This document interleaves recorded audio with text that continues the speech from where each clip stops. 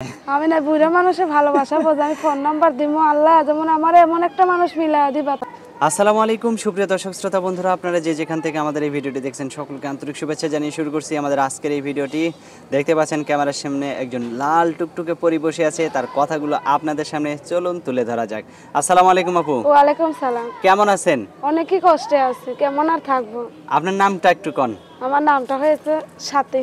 ও সাথী রে যেও না তুমি মোরে ছেড়ে। সাথী রে যেও না তুমি কখনো ছেড়ে। বাহ, না তা দেখলি দিয়ে মাথা ঘুরে। আপনার তো গানের কণ্ঠ অনেক সুন্দর, আপনি তো শিল্পীও হইতে পারতেন। না শিল্পী হওয়ার দরকার নেই। কেন শিল্পী হওয়ার দরকার নেই? শিল্পী হওয়ার দরকার নেই, একটা ভালো স্বামী চাইলে স্বামীর বুকে মাথা রেখে সারাক্ষণ ঘুমায়া থাকবো। যে স্বামীর বুকে আবার মাথা রেখে যদি সারাক্ষণ ঘুমায় থাকেন, তার কাজ কাম করা লাগবে না, আপনি খাবেন কি আর সে খাবে কি? না সময় আছে অসময় আছে, সব সময় কি আর বুকে থাকা যাইবো? কিন্তু ভালোবাসা দিতে গেলে স্বামীরে বেশি কন্ট্রোলে আনতে গেলে, কন্ট্রোলে রাখতে গেলে ওইরকমই করতে হইব। ওইরকমই করতে হইব। তো সব সময় এরকম করলে তো আবার স্বামী আপনার জ্বালায় পলায় যাইব। না আমারও পলায়া যাইব না, আমারও ছেড়ে যাইব না। আপনার ছেড়ে যাইব না? আমিও ছেড়ে যাইব না, আমারও ছেড়ে যাইব না। আমার তো এই স্বামীর দরকার নেই। আমি চাইবো বয়স্ক লোক 40, 50, 60 বছর হইলে আমার সঙ্গে চার সেম খাইবো। আর এখন ছেলেরা কি রকম জানো ভাই? কেমন? বউ যদি হাজারের উপরে থাকে না, ভালো মেয়ে দেখলে রাস্তাঘাটে ওর প্রেমে পড়ে যায়।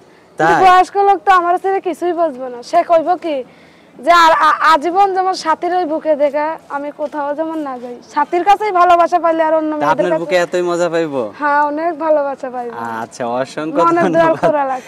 আচ্ছা আচ্ছা, তাইলে আপনার কাছে অনেক মধু আছে। হ্যাঁ আচ্ছা, তো এখন তাইলে বুড়া লোক যদি আপনাকে বিয়ে করতে চায় বা বুড়া লোক যদি আপনাকে বিয়ে করে, এখন এত বয়স্ক লোক যদি আপনাকে বিয়ে করে, সে যদি 2 দিন পরে মারা যায় বা মনে করেন অসুস্থ হয়ে বিছানায় পড়ে থাকে, তখন কি হবে? যদি অসুস্থ হয়ে পড়ে থাকে, ওর সেবা যত্ন করে সারা জীবন একা কাটায় দিব, তাও আমার জীবনে লাভ আছে। এই যুবতী বয়সে যদি একা কাটায়, আমি যুবতী বয়সে একা কাটিয়ে দেব। এখন বিয়ে শাদী না হলে মানুষে বলে কি যে এই মেয়ের বিয়ে হয় না, এই মেয়ে মরলে অকুমারী হইব। আচ্ছা, সে বয়স্ক হইলে আমার কাছে ভালো। কেন ভালো? ও যদি আমার একটা বাচ্চা কাচ্চা হয়, আমার যদি আমার জায়গা আছে, আমার ঘর বাড়ি আছে, আমার সবকিছু আছে, জায়গা আছে ঘর বাড়ি আছে, জায়গা আছে ঘর বাড়ি আছে, ভাঙচুর ঘর বাড়ি, গরিব মানুষ, সেরকম অবস্থা আমার ভালো না। কিন্তু জায়গাটা আমি, বাবা তো ভালো না, বাবা লুচ্চাগিরি করে বেড়ায়, বাবা বিয়ে শাদী করে নিয়ে চলে গেছে, ভাইটাকে নিয়ে একা কতদিন কাটাইবো? বন্ডির মা ছোট থাকতে বন্ডি মারা গেছিল।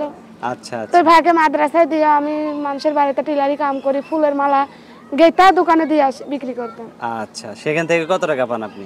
ওখান থেকে টাকা আমারে মাসে 8,000 টাকা দেয়। 8,000 টাকা দেয়? 8,000 টাকা দেয়। আচ্ছা আচ্ছা, সেটা দিয়ে চলেন মোটামুটি? সেটা দিয়ে 3,000 টাকা মাদ্রাসার খরচ দিতে হয়, সংসারে খাইতে হয়, রুম ভাড়া দিতে হয়। আচ্ছা, তো আপনার ফোন নাম্বার দিবেন যদি কোনো বুড়া কাকু আপনার সাথে যোগাযোগ করতে চায়?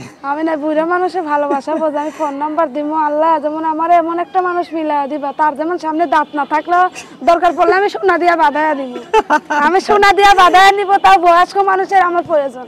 আচ্ছা আচ্ছা ঠিক আছে, আপনার ফোন নাম্বার আমার হাতে যেটা দিবেন এটাই? হ্যাঁ। মুখস্থ নাই না? মুখস্থ নাই। আচ্ছা আমি বলি, কেমনে মুখস্থ থাকবো? চিন্তায় আমার মাথা নষ্ট, আর মন নষ্ট, প্রেম করি আর জীবন নষ্ট হইছে আমার পিরিতের। আমার মনে অনেক টেনশন। আল্লাহ ছাড়া আমার কেউ নেই, আমার কষ্টের জায়গা নেই। আমি পারি না মানুষের কাছে কষ্টের কথা আমার মানুষের কাছে বললে মানুষ তো আমার মেনে নিব না। আমার স্বামী হইলে ও হাজার কষ্টে থাকলে আমার ভালোবাসা, আমার কষ্ট সুখ দুঃখ সব মেনে নিতে পারবো। আচ্ছা ঠিক আছে আপু, ভালো থাকবেন। হ্যাঁ প্রিয় দর্শক, আপনারা ভালো থাকবেন। আজ এ পর্যন্ত।